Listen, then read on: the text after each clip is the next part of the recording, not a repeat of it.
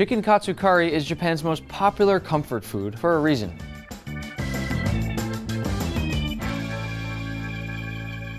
We'll begin by making what I call an elevated stock. That basically means we're taking any old store-bought stock and just waking it up a little bit. And all we have to do is smash down a clove of garlic and then chop up some ginger. And then we'll add that into a pot along with some onion skins and carrot scraps and cover everything with our store-bought chicken stock. Transfer this now to a burner and turn your heat to high. We'll let this first come to a boil and then let it simmer until we actually need it. To make our curry, we'll start by chopping 1 onion. You'll want to chop your onions into these half moon shapes, just like this. And it's good to make sure they're all fully separated because once in a while, you'll get a few areas that might still be attached to the root, which is a really easy fix. You just chop that right off. We're gonna add a bit of oil to a high-sided sauce pot over medium-low heat, and once that oil begins to shimmer, we'll add in those chopped onions. Right away, we'll add a nice sprinkle of salt, and then we'll cook these for about 25 to 30 minutes, stirring occasionally and using a splash of water as needed to prevent sticking. What we're going for here are these beautiful, soft and golden jammy onions. They're the kind of onions that'll almost melt away and disappear into a sauce. Once your onions look like this, again, not ultra dark caramelized, but soft and fall apart jammy, it's time to strain our stock. Very carefully pour that off. It should smell completely different from a store-bought chicken stock now. You've got the fragrance from the ginger, you can smell the garlic. Those onion skins give so much flavor and aroma. You could make this just a drink by itself. That's how good this is. But for now, just set this off to the side for a moment while you prep the rest of your vegetables and aromatics for that curry. First, we're gonna peel and grate 1 apple, preferably a Fuji apple. Many people don't realize that apple is one of the secrets to Japanese curry. It adds this sweetness and body, but also an acidity. And that subtle tartness is what balances everything in the curry out. You won't actually taste the apple in the curry, but you'd miss it if it wasn't there. For some reason, I went through a phase where I would just eat the whole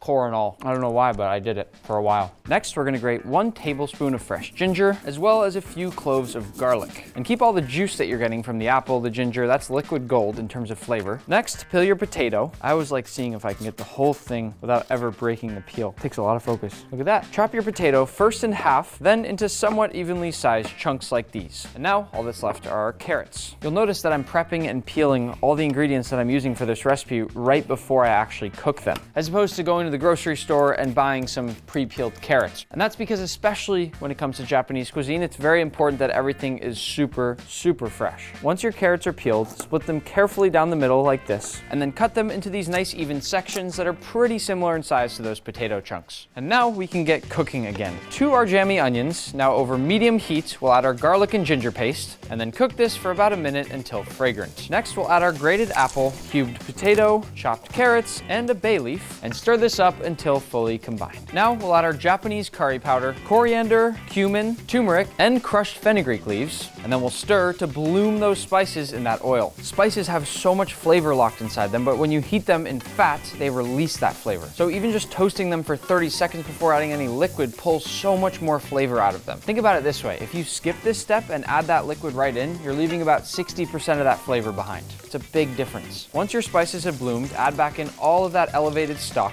then stir, scraping on all the sides and bottom of your pan to make sure you scrape up every last bit of flavor that's been developed, and let this simmer for 20 to 30 minutes. While that simmers, let's make our rice. The fastest way to rinse off rice is to add a bit of water at a time, and then use all the tips of your fingers like this to swirl the rice and kind of let those grains rub against each other. And I find this way helps you get the starch off much faster than adding tons of water and rinsing it that way. You'll notice this is a short grain Japanese rice, not a long grain rice like basmati or jasmine, because this is the traditional rice used with a Japanese curry. Once that rice is fully rinsed, cook your rice however you want.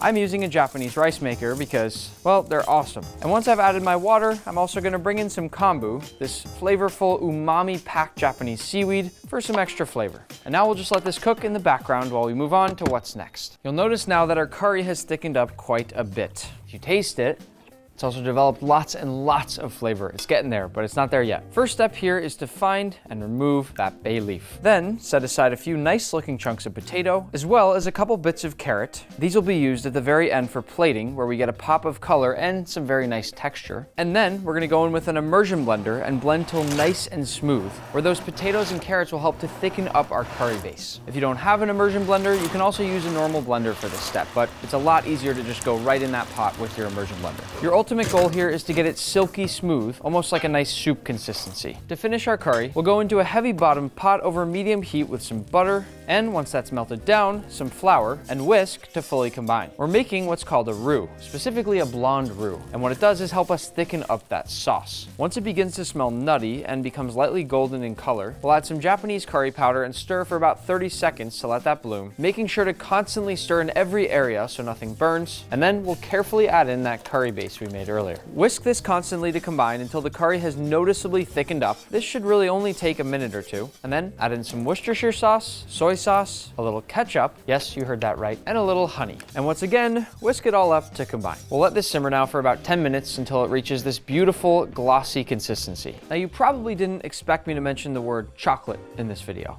but that adding just a little square of dark chocolate can add this richness and slight bitterness that further deepens the flavor. So I'm gonna try it so you don't have to. This is with chocolate.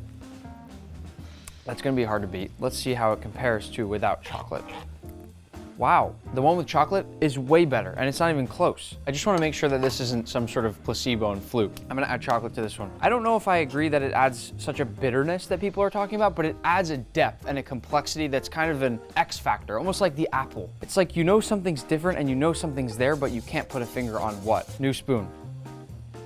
I can't believe that. Definitely add the chocolate. Maybe you won't like it, but I would suggest taking a little bit of your curry off to the side, add a little bit of chocolate, see if you like that. In fact, I've added even more. Okay, that's my curry. With our curry finished, it's time to move on to make our chicken katsu. Simply take a chicken breast and then very carefully place your hand firmly on top and slice right through the center so you can butterfly it open like this, and then cut it in half to get 2 portions. I've chosen chicken for this recipe because I happen to prefer chicken over pork katsu, but there really is no right or wrong answer. So if you prefer pork, just know that you can follow this exact process but with pork instead. Once you've cut your chicken into portions, grab a few Ziploc bags and then place 1 portion of chicken in each bag. You'll understand why in just a moment. For this step, grab a small pot or a meat tenderizer and then take out any anger you might have by pounding that chicken until it's nice and even all the way across. Doing this inside a bag keeps everything clean and stops the chicken from tearing. You'll want to get it about a ½ an inch thick. Just to show you that a pot works just as well, watch. You can get away with using all kinds of tools in the kitchen for different tasks, and this one works perfectly. This is just like how I end up rolling my pasta every time with a big bottle of olive oil instead of a rolling pin. If you really want to get that restaurant level detail, which I'm gonna do, you can bring back in that board and cut your chicken into nice, perfect oval shapes. But again, this step is not absolutely necessary, but feel free to do it if you have the time. With our chicken all prepped, it's time to bread it and fry. While our oil heats up, we'll season our chicken on both sides with salt and white pepper. I always get so hungry while I'm making these videos, especially when it's something like raw chicken that I can't snack on while we cook.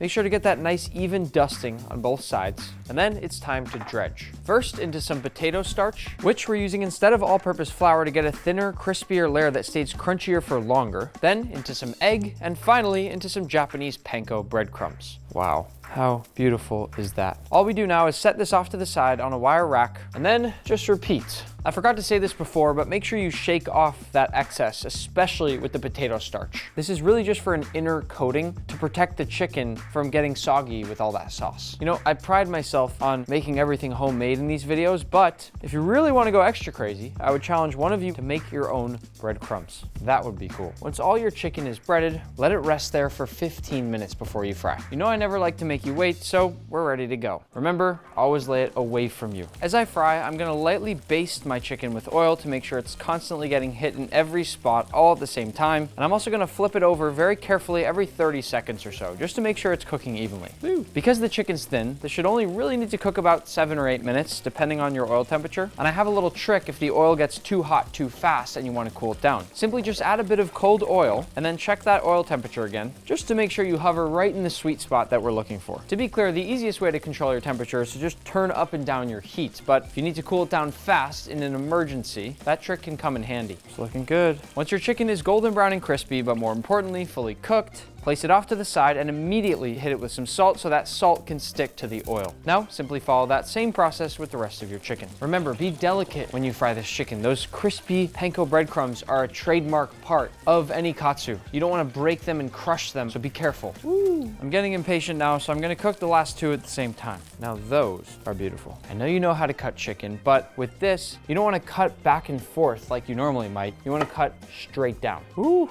Here's the cross section of our chicken, and look at how juicy that is. Now for plating. Add your rice to one side of the plate, shape it just a bit to create this wall that'll hold the curry on the other side, then carefully pour on that curry, and then on goes our chicken. To finish, add a few of those carrot and potato chunks, however many you want, as well as a light sprinkle of chopped parsley. Look at that, the perfect bite.